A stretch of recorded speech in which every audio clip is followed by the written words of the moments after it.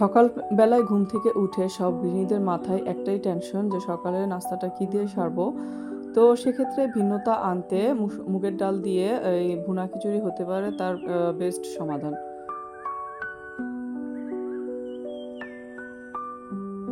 Hello friends, আসসালামু আলাইকুম।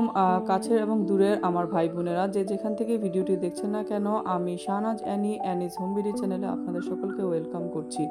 তো আশা করছি সবাই ভালো আছেন, এদিকে আমরাও সবাই ভালো আছি।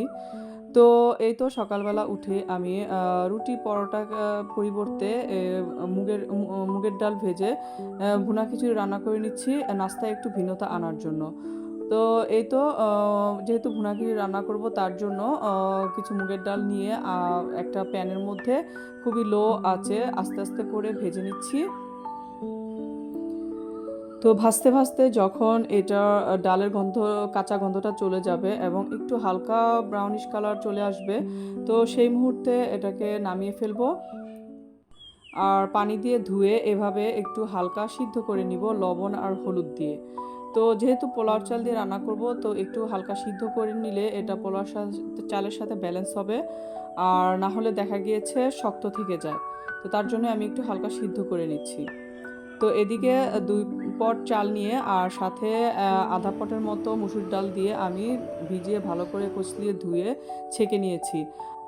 খিচুড়িতে দেওয়ার জন্য কিছু পেঁয়াজ আমি কেটে নিচ্ছি।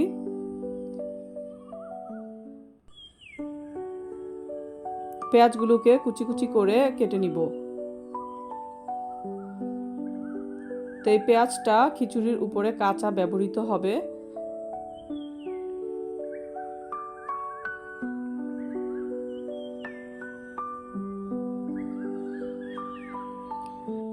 তো চুলায় একটা হাঁড়ি বসিয়ে তাতে পরিমাণ মতো তেল দিয়ে দিব, আর দিয়ে দিব সামান্য পরিমাণ ঘি। এটা চাল যখন ভাজা হবে তো ঘিয়ের ফ্লেভারটা ভালোভাবে চালের মধ্যে ঢুকে যাবে।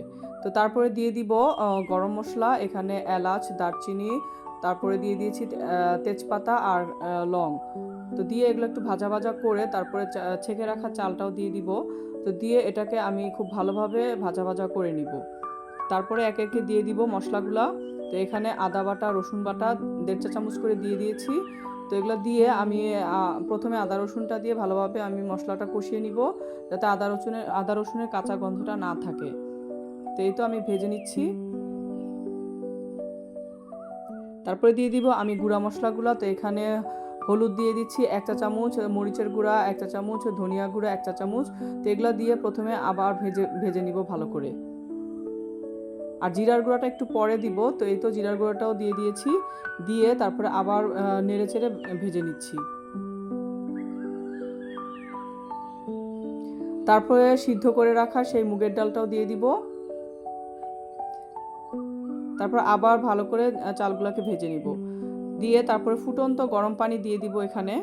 তারপরে গরম পানিটা এটা আমি আন্দাজ মতো দিয়েছি। তো আমার হাতের করার এই তো মাঝখান পরিমাণ যে দাগটা আছে সেইটুক দিলেই হবে। তো এভাবে দিয়ে তারপরে ঢেকে দিব। তারপরে স্বাদ মতো লবণ দিয়ে দিব, দিয়ে আবার একটু নেড়ে চেড়ে দিব।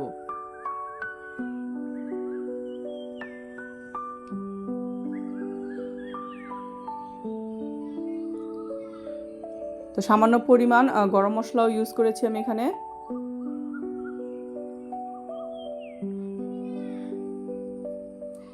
এই তো কাঁচা পেঁয়াজগুলো দিয়ে দিচ্ছি উপরে। তো এই কাঁচা পেঁয়াজটা কিন্তু পরে দিলেই ভালো, তো এটা কিন্তু একটা ফ্লেভার তৈরি করে। এরপরে কাঁচামরিচগুলো উপরে দিয়ে দিব। তারপরে ঢেকে এটাকে চুলাটা একটু কমিয়ে তারপরে সিদ্ধ করে নিব। তো এই তো আমার খিচুড়ি প্রায় রেডি হয়ে গিয়েছে। আর এদিকে আগের দিন যে মাংসটা ভুনা করে রেখেছিলাম সেখান থেকে একটু রেখে দিয়েছিলাম খিচুড়ি দিয়ে খাওয়ার জন্যে। তো সেটাই আমি এখন খিচুড়ির উপর দিয়ে দিচ্ছি। তো এটা আমি চালের সাথে মিশিয়ে নিব। তারপর কিছুক্ষণ দমে রেখে তারপর আবার একটু নেড়ে চেড়ে নিব।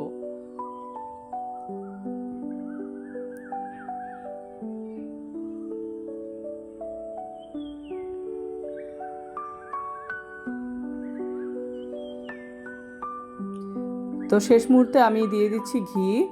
তো ঘিটা শেষের দিকে দিলেই ঘিয়ের গন্ধটা আসলে পাওয়া যায়। তো এটা দিয়ে আমি কিছুক্ষণ ঢাকনা দিয়ে রেখে দিব। তো তো একেবারেই নামানোর আগ মুহূর্তে আমি অল্প একটু সরিষার তেল দিয়ে দিলাম। তো সরিষার তেলটা কিন্তু একটা ফ্লেভার তৈরি করে। তো এই তো দেখুন আমার খিচুড়িটা কতটা সুন্দর ঝরঝরা, আর খেতেও কিন্তু খুব সুস্বাদু হয়েছিল। আর এই তো আমরা ডিম ভেজে নিয়েছিলাম, আর সাথে নিয়েছি আচার, আর পেঁয়াজ নিয়েছি আস্ত। তো এগুলো দিয়ে আমরা আমাদের সকালের নাস্তাটা সেরে নিচ্ছি। আর এভাবে কিন্তু রুটি পরোটা প্রতিদিন না খেয়ে একটু অন্যরকমভাবে এভাবে খিচুড়ি রান্না করে খেলে আসলেই নাস্তার ভিন্নতা চলে আসে, আর খেতেও ভালো লাগে। তো এভাবে আপনারা ট্রাই করে দেখতে পারেন। তো এই তো আমরা নাস্তাটা সেরে নিচ্ছি।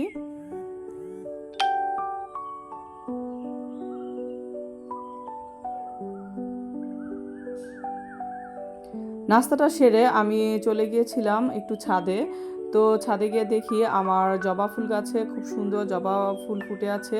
তো এই তো দেখুন খুব কি সুন্দর করে জবা ফুলটা ফুটে আছে, দেখে একটু শ্যুট করে নিয়ে আসলাম। আরও 2টা কলি বের হয়ে আছে। তো বাসায় এসে দেখি আমার হাজব্যান্ড বাজার নিয়ে চলে এসেছে। তো এগুলো এখন গুছগাছ করে রেখে দিব।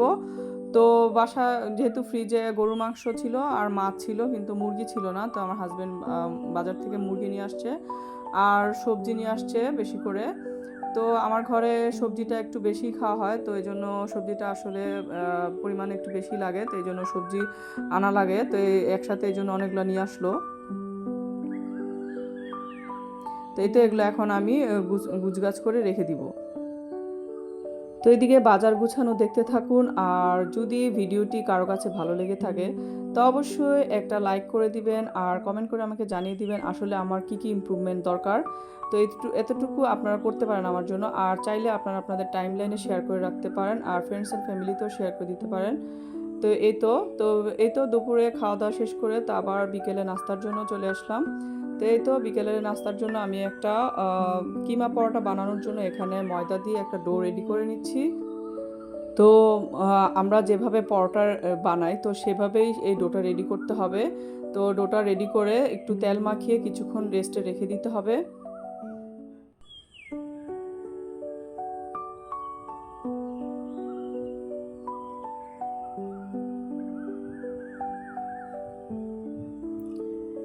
তারপর এভাবে একটা বেলনি দিয়ে বেলে তারপর সাইডগুলো হাত দিয়ে টেনে একটু পাতলা করে নিতে হবে। আর মাঝখানে ডিম ভাজি যেভাবে রেডি করি সেখান থেকে একটু ডিমের অংশ দিয়ে তারপরে এভাবে উপরে কিমা দিয়ে দিব বেশি করে। তারপর আবার একটু ডিম দিয়ে দিব, দিয়ে তারপরে পরোটা যেভাবে বানাই ঠিক সেভাবে একটা ভাঁজ দিয়ে দিব। তো এভাবে করে কিমা পরোটাটা রেডি করে নিতে হয়। তারপরে চুলায় প্যানে তেল গরম করে খুবই লো হিটে আস্তে আস্তে করে এই কিমা পরোটাগুলোকে ভেজে নিব, আর সসের সাথে সার্ভ করে নিব। বিকেলের নাস্তায় কিন্তু এটা একটা দুর্দান্ত নাস্তা। তো চাইলে আপনারা ট্রাই করতে পারেন। তো এটা কিন্তু খুবই ক্রিস্পি হয়েছিল যেহেতু আস্তে আস্তে ভেজে নিয়েছি। তো এই তো সস দিয়ে আমরা খেয়ে নিচ্ছি। তো আজকের মতো ভিডিওটি এ পর্যন্তই। আমাদের জন্য দোয়া করবেন। আল্লাহ হাফেজ।